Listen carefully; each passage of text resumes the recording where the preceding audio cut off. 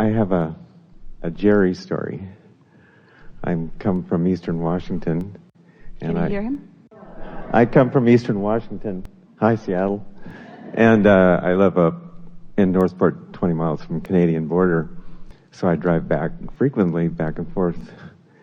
And on the way back, after the July 4th, I was in my truck, and I said, Jerry, show me a sign. And so I look out my truck, and I'm thinking, well, is the sky going to part and I'll see Jerry's face? Or am I going to get a lightning bolt in my top of my truck? And nothing really happened. So... Is he going to hit me in the mouth with the microphone? Yeah, yes. And so I kind of forgot about it. I didn't let it bother me. And as I'm going into the Spokane Indian Reservation, this is about an hour later, I look to my left and I see this sign, huge sign, just right after the July 4th. It's 15 by 30. It said, Abraham Fireworks, we got rockets.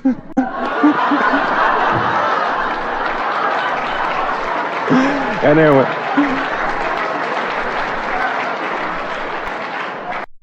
I went, Jerry, it's really good. It's a sign.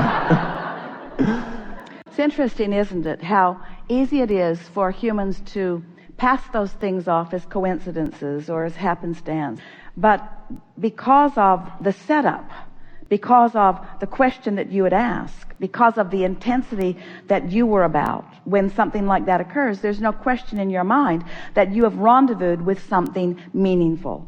Esther is noticing so many moments where she can feel Jerry's not just presence but involvement, not just his interest but his intertwining, not just his presence but his consciousness, not just his presence but his opinion, but his insight, but his awareness, his involvement. And so Esther can feel, even sometimes, in the same way that when Abraham is flowing through her. In the early days, we sat in that chair, in fact, in the home of Jerry and Esther. And Esther was not standing, she was sitting, and the movements were very awkward. It took a little while for her to get vibrationally up to speed with us enough that there could be movement. And unless you were there, understanding and witnessing the progression of it, you might not understand that it was a progressive thing that took place. So now, in like manner, Esther recognizes some of Jerry's familiar physical movements in her body. He drove very little, but he managed to rub the paint off every steering wheel with his twittering thumb. And now Esther's thumb is moving on the steering wheel while she drives, and she knows that it is his participation in a way that lets her consciously be aware. So the other night, she is having dinner with family, and music is playing, and Esther's foot began beating to the music. Now, you all experience that all the time. And it occurred to Esther that motion in her foot, which was happening at what she would call an unconscious level, was someone from non-physical who was moving to the rhythm of the music. Now, stay with us just a little bit, because this is really an important understanding in light of everything that we've been talking here today about the intertwining of non-physical. So, you ever tapped your foot to music? Yes. Has it ever felt involuntary to you, like it was just happening? So, what that means is that someone non-physically focused is hearing the same music you're hearing. That's the important thing to understand. Hearing the same music that you're hearing. Hearing the same music that you're hearing. And responding with a thought that you are translating into a movement. Don't you like knowing that? All this time you just thought you had rhythm.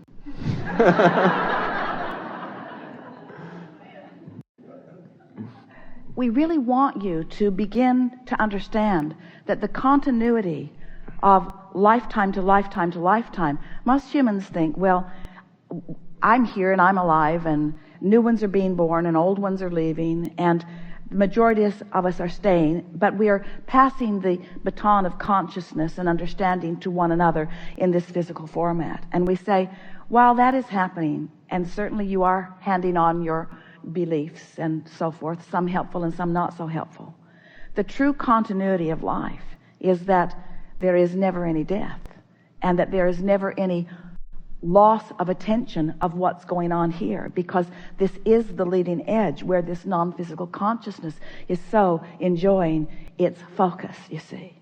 And so you all, when you manage to tune yourself to a frequency where the fullness of this source energy can be allowed by you in the moment, you don't have to tune yourself in order for us to have the experience with you. We're tapping your foot. You see what we're getting at? You don't have to consciously know about this continuity, but when you consciously make the connection and you begin to deliberately tune yourself to this frequency with the express intent of feeling the love and the knowing of all that is known by that, the ramifications in your moment-to-moment experiences are unspeakable. You light up in ways, you get on these high-flying discs, you rendezvous with others who are there also, and you become the masters of your time-space reality as you allow the masters of the universe to rendezvous with you, you see. It's only in your human form. Augie, that little dog, he knew what to do. He knew where to go. He knew exactly where to go. He knew where the alignment was in that moment in time. He knew. And it's time for you to know. But you got to practice flying high. You got to practice feeling good. Before this gathering is over, we'll talk about lots of ways to get there and stay there. But we want to open within you the understanding that you are not ever alone, that you are extensions of Source, but that you have been depriving yourself of the majority of the alignment that you deserve. And when you start tuning in deliberately and reaching for good feeling thoughts deliberately and acknowledge them when you find them, you begin deliberately opening pipes, and you begin deliberately neglecting other pipes. You begin neglecting the ones that don't feel good while you give your undivided attention to things that do feel good. As you practice this frequency until you own it, until you begin to present a vibration to the universe that is unified and that is consistent, so that what's coming to you is measurable and noticed by you and understood by you. You begin to feel invincible. You begin to understand then that it's just a matter of identifying that you want it and then just flowing your thoughts toward it and watching the pipes open and then enjoying all the rendezvous along the way. And then you also begin to notice that it's not just the manifestation point at which you feel your enthusiasm. In fact, that happens very quickly, and then you're on to something else. It's this ongoing, steady motion toward more and more rendezvous with the likes of that which you are. Deliberate creation. So satisfying in so many ways. Expansion is happening. Your own expansion is happening. Not for expansion of the universe are we delighted about your willingness to understand this, but for the deliberateness of capturing your own moment by moment joyous experience. It's supposed to feel good to you.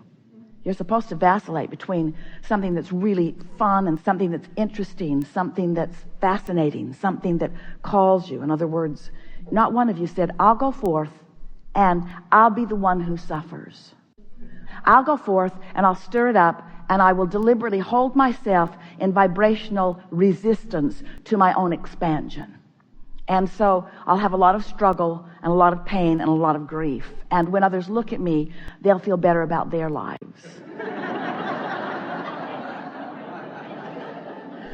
None of you said that. What you said was, I'll go forth and I'll come to new awarenesses, and I'll feel the vibrational difference in the newness, but I'll find a way to focus until I make it my own vibration. And when I do, then manifestation will come as demonstration, as actualization, as manifestation of the thought that I've been holding. But it's not just the manifestations that are your indicator. It's not just those vivid demonstrations that we want you to focus on. It's the emotion in the moment, because the emotion in the moment is literally letting you know what pathway you're on. And the way you feel lets you know how you're going to feel when you get there. So, do you get the idea of this vibrational reality? So as we've been telling you the story of the vibrational reality, we have been calling it the vortex, the vibrational reality, the vortex of creation. Wrote a whole book about it.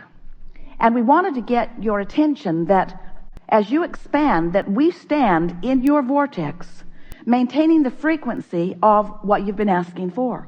But today we want to remind you that every thought you think is causing a vibrational version to be created. In other words, you've got vibrational versions of wanted and unwanted. So let's say that you're disappointed in something. Doesn't matter how it came about. Maybe somebody told you something, maybe you observed something, but you're feeling disappointed about it. And as you begin to feel that disappointment, you've got 17 seconds to head it off.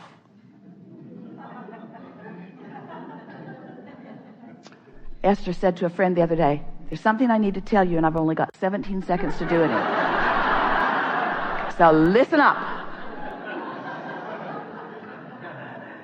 You've been saying to us for a while something that sounds a little bit like, Abraham, I've jumped out of an airplane. I have no parachute. What do you think I should do now?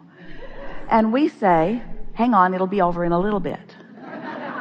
Because there's a momentum that is underway that there is not a likely action that you're going to find that's going to change the direction of your free fall.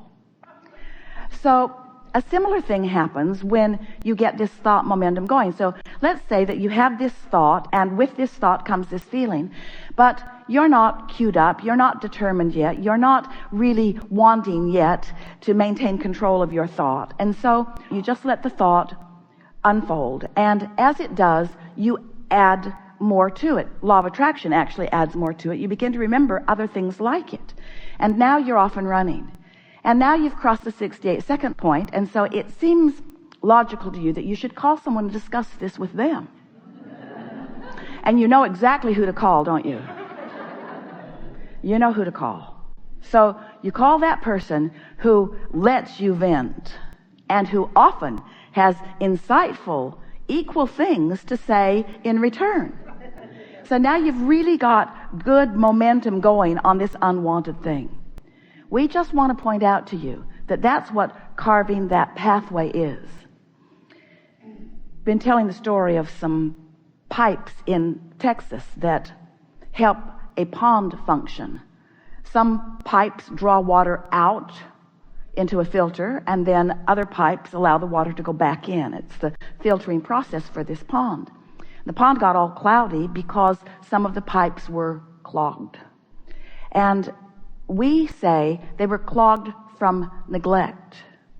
So we want to say to you that you've got some clogged pipes about things that you want because you don't think about the things you want. And you've got some open pipes about things you don't want because you give it a lot of attention.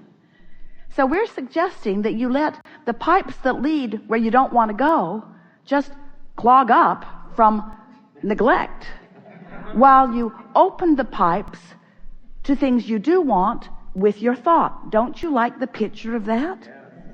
The other day, Esther was visiting with a friend, and they had such a synergy going, so much good momentum going. The words that they were saying, it felt so good. Energy was running all through Esther's body, and it occurred to her, this feeling of this energy running, by the time there's enough momentum going, it was way more than 68 seconds. It was a minute or 2 or 3 or 4 or 5 or 10 or 15 or 20. It had been many minutes of staying in this high-flying, good feeling.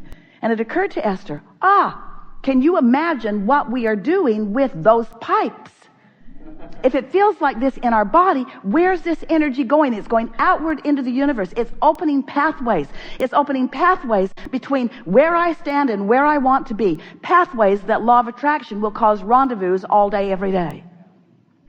So there is a momentum to your thought. A momentum to your thought that causes the pipelines to be open. Pretty simple concept, isn't it?